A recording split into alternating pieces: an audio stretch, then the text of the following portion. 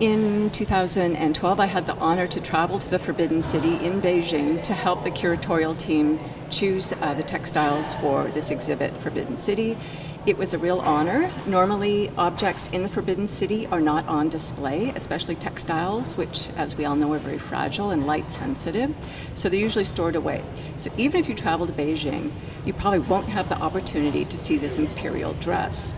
So my vision for choosing pieces for this exhibit were to bring a variety so people could see the entire range of imperial costume worn by men and women.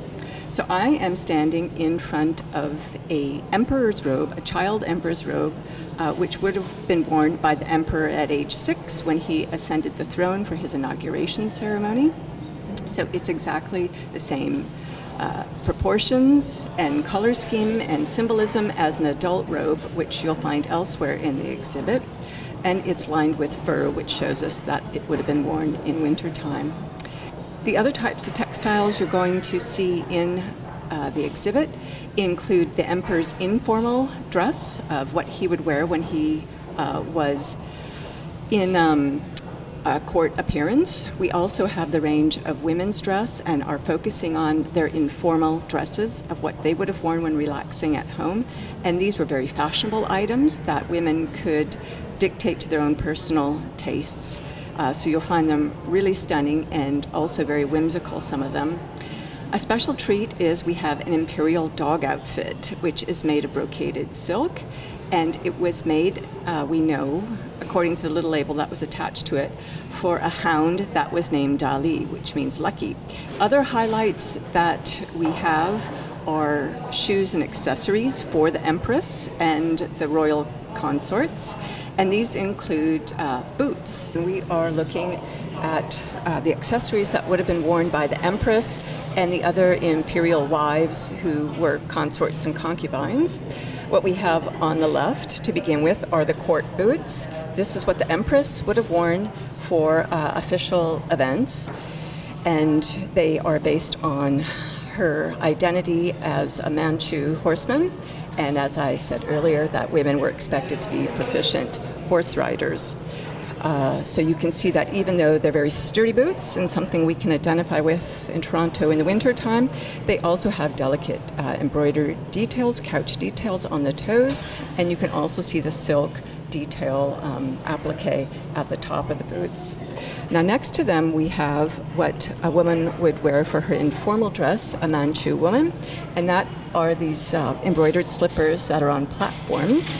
You may know that the Han ethnic majority in China wore tiny slippers. Women bound their feet to make tiny feet, and this produced a very distinctive gait, a sort of small-stepped mincing gait.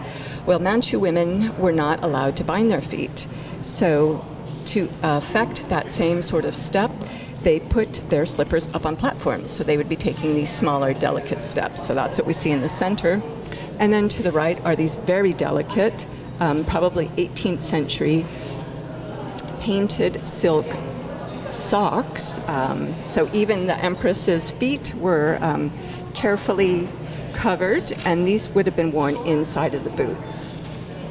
So women within the Forbidden City spent a good part of their time adorning themselves and making themselves up.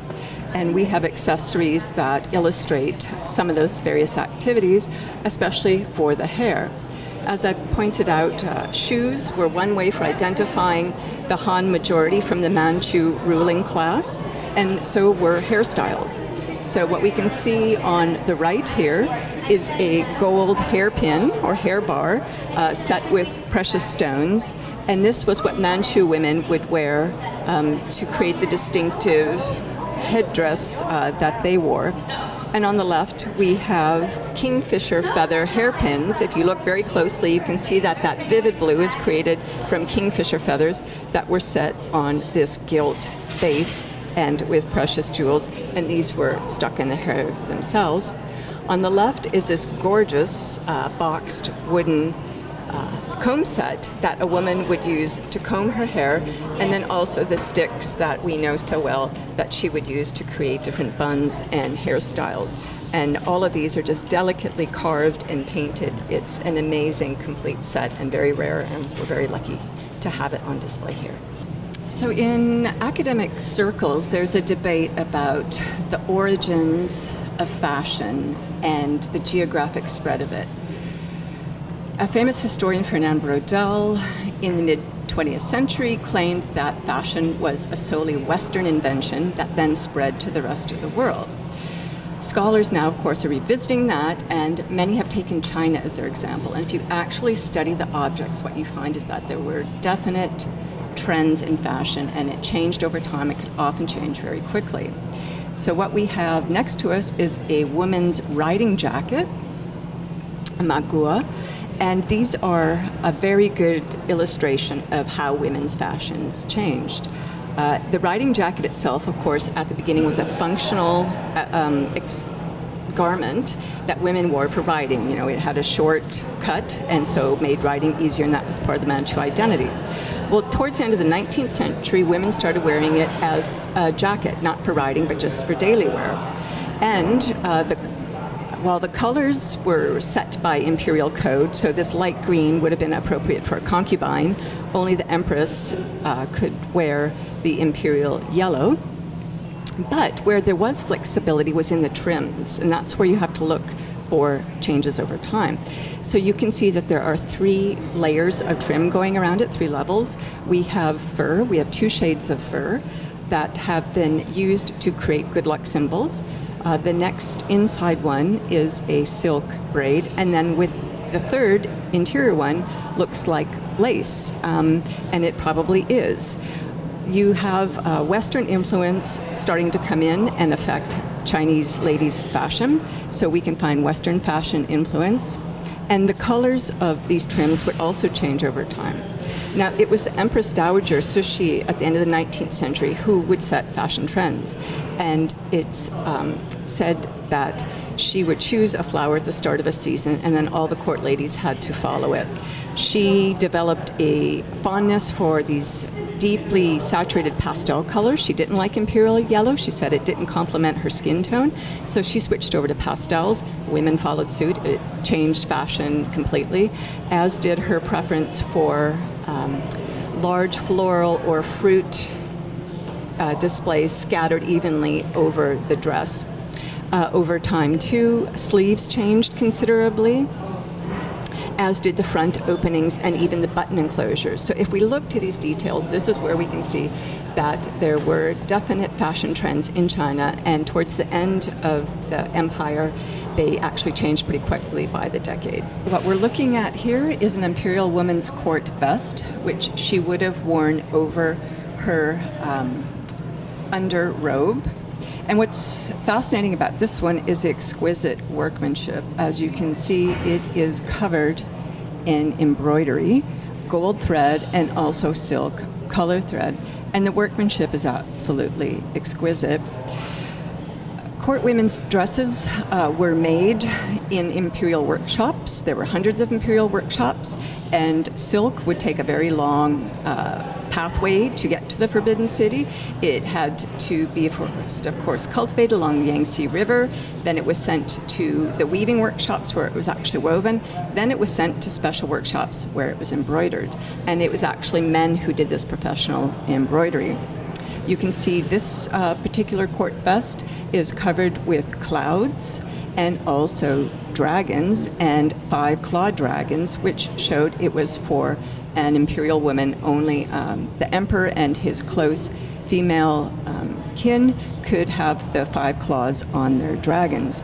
What is also exceptional about this piece is that it has 91 dragons on it. And according to the records of the Palace Museum, this is the single object with the most dragons on it. And if you look closely, you can see how ferocious the dragon looks, and that's all done through this very minute embroidery technique for which the Chinese were famous. So all of the costume items that we have on display in Forbidden City are made of silk. Now, silk, as you probably know, actually comes from China, and that's why it's often referred to as Chinese silk. And it was developed there over 2,000 years ago. And it's an incredible story of how silk cloth is made. It actually comes from the larva of a particular species of moth, the Bombyx mori, that was domesticated in China all those thousands of years ago. And so the moth lays its eggs, the eggs hatch, they have to feed on mulberry leaves. Once they become large enough, they spin a cocoon. And it's this cocoon that is silk. So what happens then is you gather all these cocoons, and then you have to boil off the sticky bits and unwind them. And you can unwind them as the silkworm actually produced them. So they end up measuring almost a mile long, the thread, once you unwind it. And that's what makes silk so lustrous. That and its structural properties, and that's why it glimmers and shines, because there's no knots, there's no breaks, it's a continuous filament. So in China, there were imperial silkworm raisers.